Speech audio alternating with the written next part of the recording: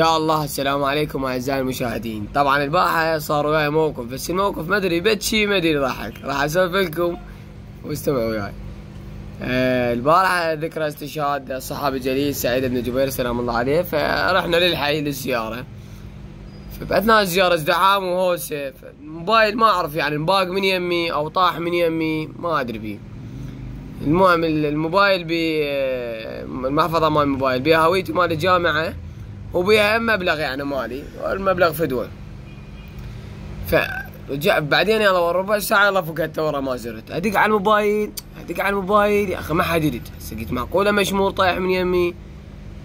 ظليت ادق مو اكو الموبايل ما حد يرد، ظليت ابقى لك ورا نص ساعة تقريبا. رحت لابو الامنية اللي يوقفون يعني مال سعيد بن جبير سلام الله عليه. قلت اخوي بلكت موبايل ضاع، دق علي، اعطيته رقمي سجل، رد علي انا شايب رجال من خدام الحسين الله يحفظه ان شاء الله. قال عم هذا موبايلك على يمي، انا بحي الحسين يعني بس تعبر الشارع السايد مال سعيد بن جبير، الشارع التبليط الجديد انا واقف فيه، تعال خذ موبايلك. والله رحت له لقيت الموبايل بس هويه وموبايل، يعني لا المحفظه لا حمراء ولا المبلغ اللي موجود بالمحفظه. قلت له حجي لقيتهم بس دني؟ قال اي والله عمي لقيتهم بسعيد.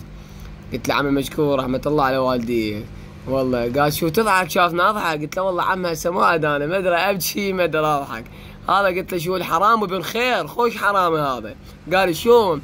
قلت له يعني الموبايل هو سعره تقريبا ب 600,000 وبيه هويته مال الجامعه، ما اخذ المحفظه ب 2000 دينار وما اخذ الفلوس وشامل الموبايل، شخبه فرمه الموبايل وابيعه ب 300 ب 400. قلت له والله عم هذا خوش حرام ابن خير.